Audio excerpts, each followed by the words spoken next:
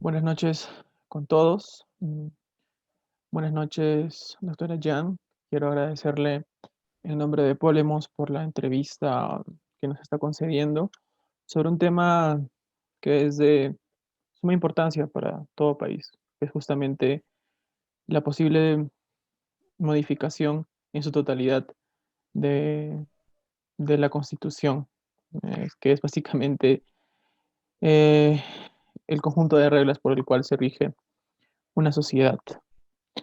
Eh, bueno, sabemos que esta constitución fue redactada dentro de mucha polémica. Mm. Eh, fue básicamente el trabajo de un régimen militar que también fue uno dictatorial y que desde el inicio estuvo lleno de cuestionamientos. En primer lugar, porque la Comisión Ortúzar, la encargada de redactar la dicha constitución, tuvo un pluralismo casi inexistente al momento de ser elaborada. Estuvieron elementos de derechas, de incluso ultraderechas, y tanto los sectores de centro y de izquierda no estuvieron presentes en el debate de esta Constitución de 1980. Y posteriormente, cuando se da el plebiscito, en 1989, se alega de que porque la mayoría de los chilenos en ese entonces habían avalado esta constitución, sería completamente legítima. Sin embargo, muchos académicos han refutado tal idea porque en realidad eh, el poder constituyente no residía en, en la ciudadanía chilena, sino básicamente en la Junta de Gobierno y que este plebiscito fue más que nada simbólico. Con esta breve introducción, quiero iniciar preguntándole, a pesar de la ilegitimidad evidente, ¿cómo ha logrado mantenerse tantos años esta constitución? Bueno, ese tiene que ver con la decisión de participar en el primer plebiscito, ¿cierto? En 1988 por parte de la oposición a la dictadura. O sea, ese fue un debate que hubo de participar o no, porque percibían que la misma participación en ese plebiscito que estaba contemplado adentro de la Constitución de 80 legitimaba esa constitución. Como eso, por ejemplo, el Partido Comunista no participó adentro del comando de no para, porque no querían legitimar la constitución. Pero ese fue de cierta manera un acuerdo que se logró buscando poner fin a la dictadura. Y se destaca, ¿cierto? Que muchos destacan la experiencia de Chile como una transición pacífica donde se sacaron a un dictador con lápiz y papel, ¿cierto? No con armas. Como eso quedó entre medio esa lógica. Un segundo elemento tiene que ver con la necesidad de mantener estabilidad política y económica y también de asegurar que los militares no entraran de nuevo a tomar poder. Porque hay que pensar, igual Pinochet nunca pensó que iba a perder el plebiscito y como consecuencia, en los primeros años, especialmente durante el gobierno de Patricio Elwin de 90 a 94, hubo distintos, ¿cómo se llama? Eh, como pequeños levantamientos de los militares, como recordando, ¿cierto? Y también dentro de la misma constitución había una serie de elementos heredados de la dictadura que se mantuvo dentro de la constitución y que se fue transformando en el tiempo. Bueno, eso, como consecuencia, de cierta manera, aceptaron las reglas del juego, de una manera de decirlo, que iban a transformar la constitución. Yo creo que pensaron iba a ser eh, posible transformar la constitución adentro de, por ejemplo, los primeros 10 años de la democracia, lo que resultó ser mucho más difícil, aunque hicieron un montón de cambios en el tiempo igual, pero la manera que fue escrita la constitución cuando uno va cambiando algunos elementos que son más centrales, tiene que cambiarlo en una serie de artículos, etcétera. Está como bien tejido, yo diría, la Constitución, haciendo mucho más difícil hacer cambios y más difícil aún considerando que es bicameral y tiene, especialmente en los primeros años, tenían senadores designados por la dictadura. eh, y hasta, ¿cierto? El ex dictador Pinochet fue un senador vitalicio adentro de del mismo Senado. Este, esta dificultad que me menciona, podríamos traducirla como rigidez normativa, ¿verdad? Sí, Ujú. Bueno, entonces, a pesar de esta rigidez normativa que se extendió por todos estos años, finalmente, con el punto de quiebre del 18 de octubre de 2019, se empieza a conversar de un posible cambio en la modificación. ¿Cómo se pudo conseguir esto? ¿O qué factores fueron determinantes según su criterio para que se llegara a este punto? sí. Igual hay que pensar que hubo más de 200 reformas ya por 2011, por ejemplo, y que para la derecha muchos lo consideran que ya no es la Constitución de 80, sino es la Constitución de Ricardo Lagos por los cambios logrados durante el gobierno de Ricardo Lagos de 2000 a 2006. Y ese viene más de la derecha. Pero lo que logró como abrir el abanico fue el movimiento universitario de 2011, que esencialmente puso en paro las universidades, yo diría, durante 5 o 6 meses y apretó mucho al gobierno de Piñera en ese momento. Y ese generó también un movimiento que se llama Movimiento AC, que era de marcar el voto con AC para Asamblea Constituyente, porque no había posibilidad de ser como un plebiscito. Y ese sigue el modelo de Colombia, me parece al inicio de los 90, también marcaron el voto en ese momento. Como eso se va surgiendo, especialmente asociado con dirigentes estudiantiles jóvenes y yo diría eh, sí, distintos políticos, académicos que también están cuestionando cómo está funcionando la democracia en Chile, ¿cierto? Que después de 20 años, ¿cierto? Un poquito más de 20 años, eh, no han habido muchos cambios, como dice, ¿cierto? En la Constitución, pero tampoco había cambios en las políticas públicas, todavía la desigualdad era muy grande, y el hecho, yo diría también, que ganó Sebastián Piñera, también abrió una oportunidad política para que ya el centro izquierda estaba todo fuera de gobierno, como eso ellos podían presionar y apoyaban también al movimiento estudiantil para para presionar para un cambio de la constitución. Entendido, doctora. Pero, Este, pero sí, quizás tengo que, bueno, ese es como el primer momento, ¿cierto? Y ese va generando justamente durante el gobierno de Bachelet. Sí, perdón. ujú, ujú, está bien. Eh, los cambios constitucionales que mencionó de Ricardo Lagos me trae a colación que, bueno, este intento de cambio de constitución del 2020 no es el primero, sino que debemos Mm, remitirnos al que hubo en el gobierno de Michelle Bachelet, que mm. si no me equivoco fue creo en el 2013. Sin embargo, esto fracasó. ¿Por qué cree que usted fracasó justamente este intento de modificación?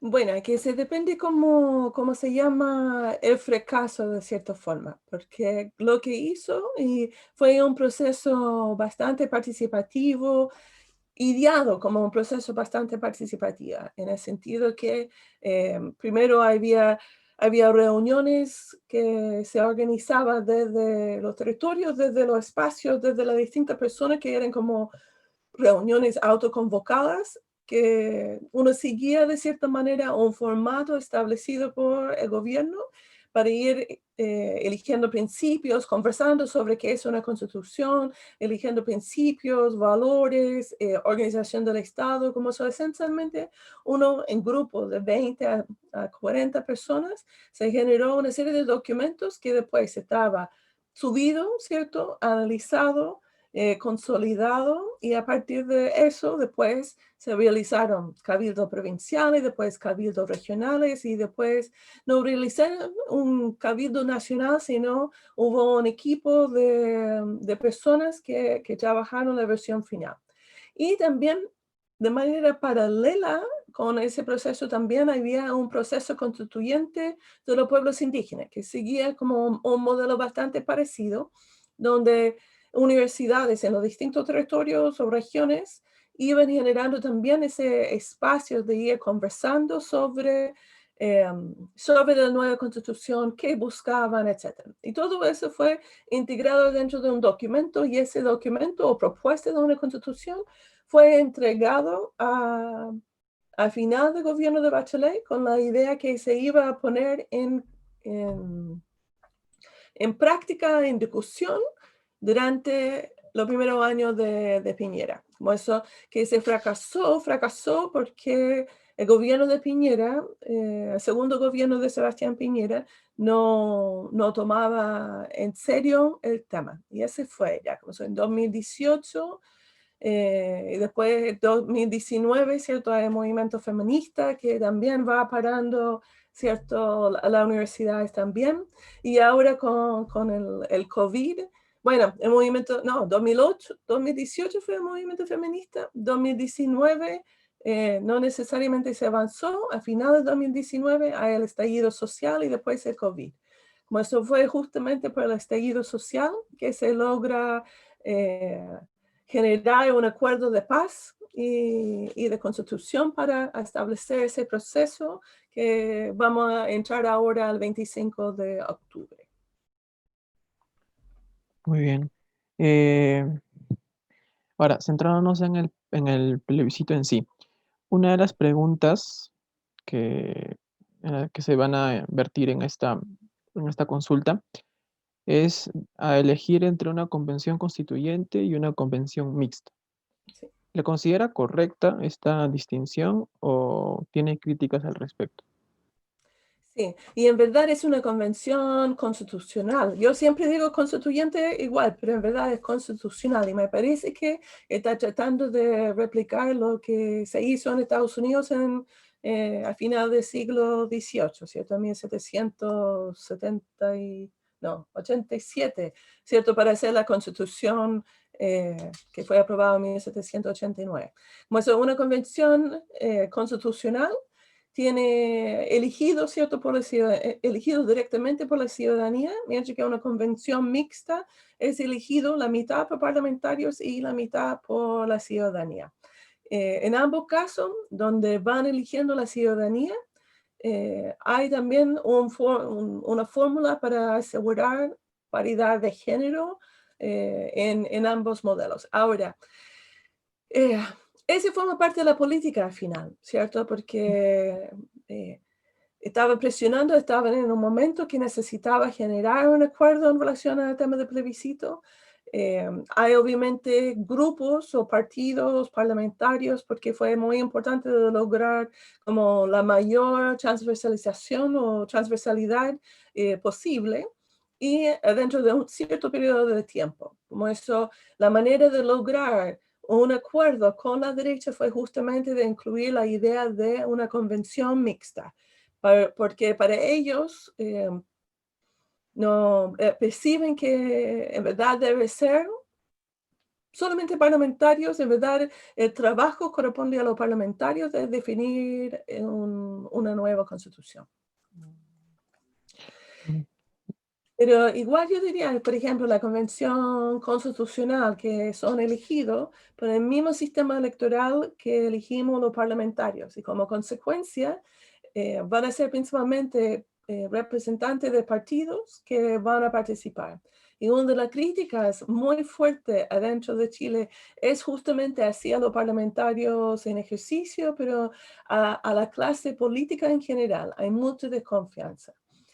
Pero la fórmula va basada principalmente en la elección a través de los partidos. Y no es claro, aunque están negociando, cómo va a participar los independientes si no es en una lista de partidos, porque Como yo imagino que ustedes saben, Chile eh, eh, es muy respetuoso de toda la regulación que tiene que ver con el proceso electoral. Como eso son muy legalistas en eso. Como eso no hay mucha flexibilidad ni interpretación en los temas. Como eso, y cualquier decisión tiene que ser justamente por la constitución que tenemos actualmente, aprobado por, me parece, por las dos cámaras.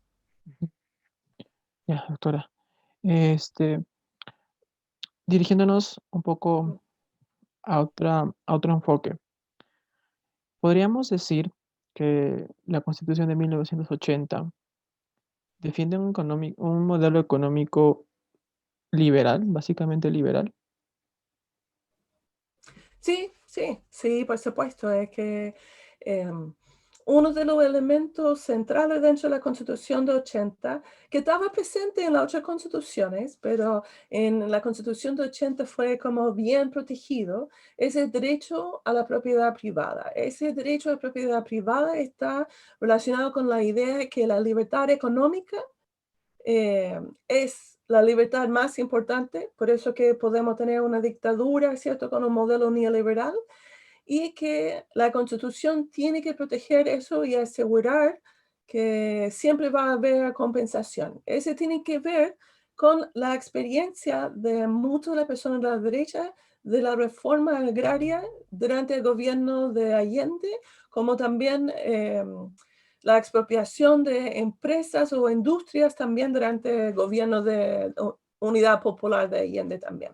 Como eso fue como una reacción a eso de proteger ese derecho de Mm, propiedad privada, pero que protege principalmente la propiedad de las grandes empresas por sobre la propiedad de las personas, que tiene que ver, yo diría, con cómo funciona el sistema actual. Como esa idea es tan centrada dentro de la Constitución que va incidiendo adentro de la idea de derechos de agua, ¿cierto? Que en Chile tenemos ujú, uno tiene un derecho como propiedad privada de uso de agua que va definido. También tenemos derecho de pesca, que yo imagino que también es bastante bien conocido en Perú, como los pescadores también tienen la posibilidad de vender o comprar de cierta forma su derecho de pesca. Y esa lógica liberal de hasta enfrentar problemas de gestión sustentable de recursos naturales forma parte de la lógica tanto de políticas públicas como también dentro de la Constitución. mm. Eh, Me llama la atención justamente que ya ha mencionado el tratamiento de aguas que se da en la Mm, Constitución. sí, Pero también quería relacionarlo con el modelo educativo, ¿no? Que mm, eh, al menos en la Constitución de 1980 no regula específicamente una defensa al derecho a la educación, sino es la defensa al derecho a la libertad de enseñanza. sí. Entonces, teniendo en cuenta esto, ¿cómo se verían afectados este modelo educativo y el tratamiento de aguas de modificarse la Constitución? Bueno, depende de la política, los debates que hay. Yo encuentro con el tema del modelo educativo quizás no se cambia fácilmente. En 2006, con el movimiento pingüino, ¿cierto? Se derogó la Ley Orgánica Constitucional de Educación que definió ese principalmente y con la Ley General de Educación que se logró hacer, como insertó un poquito más el tema del derecho a una educación de calidad.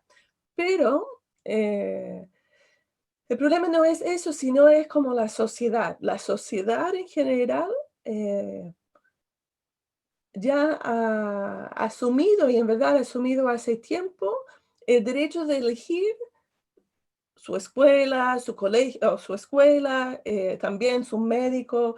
Como eso, hay que pensar que el modelo neoliberal que tiene Chile está desde los años 82, 83, como fuerte con las 7 modernizaciones. Y como consecuencia, esa lógica que yo tengo el derecho de elegir no es solamente en la educación, también está dentro de las personas. Y como consecuencia, no creo que se cambie. También el modelo educativo como un sistema mixto, como se llama en Chile, que tenemos tanto escuelas privadas, establecimientos privados como públicos o estatales con educación, fue un tema también que trató de cambiar Salvador Allende, y por eso también hay como una reacción. Hay un rechazo a lo que es público, porque lo público en general está visto como de menor calidad.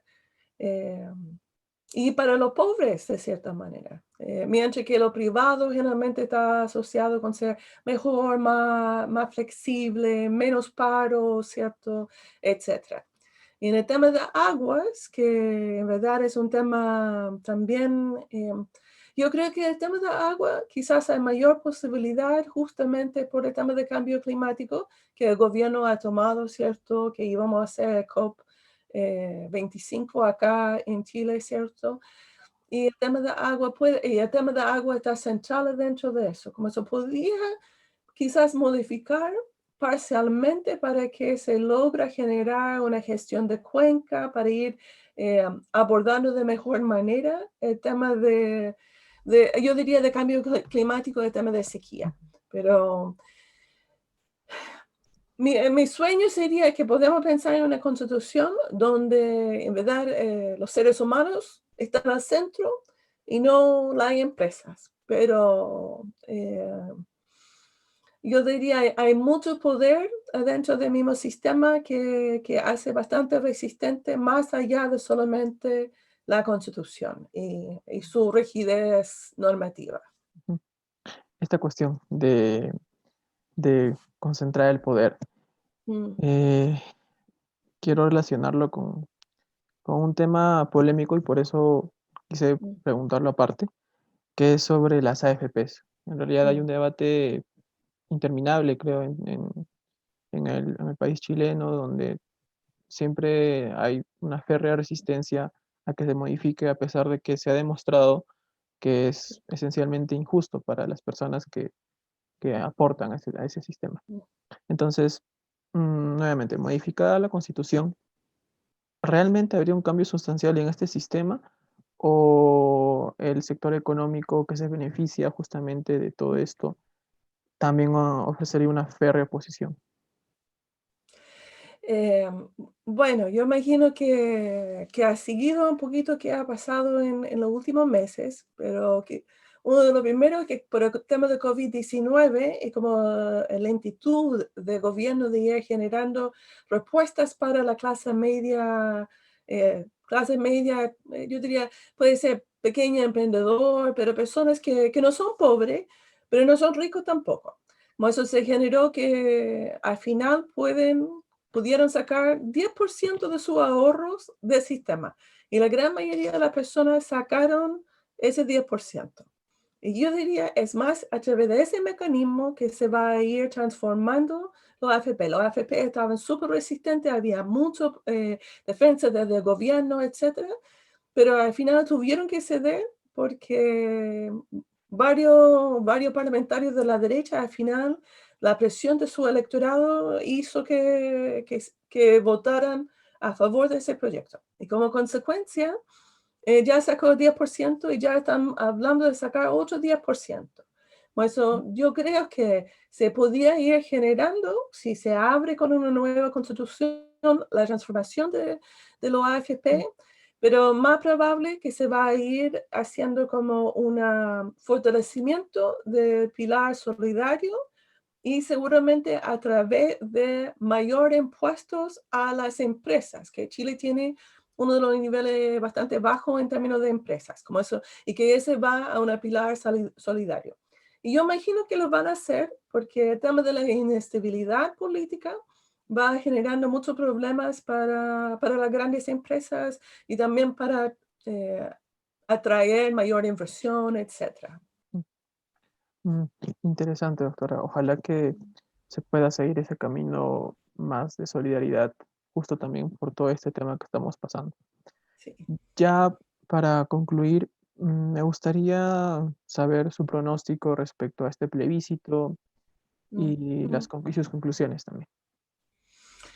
Esa es la parte más difícil. Justo estaba conversando con muchos colegas. Yo diría, adentro de los círculos que uno tiene hay mucha esperanza, ¿cierto? Que se va a abrir esa oportunidad de generar una nueva constitución a partir de plebiscito.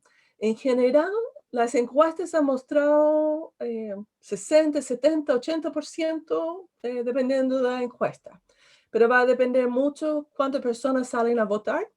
Va a depender también, es que hay como muchas veces pasa, campaña muy negativa hacia la opción. Como eso, yo, como soy estadounidense y vi qué pasó con Trump, ¿cierto? Y Hillary Clinton, hay una cierta desconfianza, o lo que pasó con Brexit, o lo que pasó con el acuerdo de paz en Colombia, pues hay una cierta preocupación. Pero yo creo que va a ganar a prueba. No van a votar tantas personas, quizás 50 y tantos, 50, sí, 55% por allá. Va a ganar, yo imagino, con quizás 5 o 10% de diferencia, yo creo, en la prueba.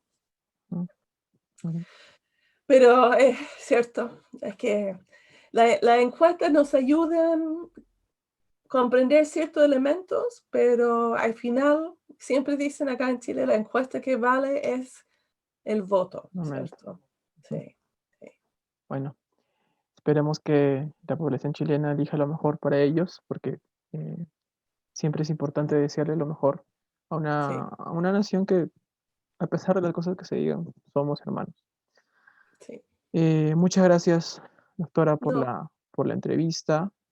Agradecemos sus respuestas tan claras y tan concisas. Y nada, espero poder contactarla nuevamente. Muchas gracias por parte mía y por parte de Paul. muchas gracias también, muy entretenido. Y le voy a mandar el contacto de Ricardo Galvez, lo voy a buscar, te mando por correo.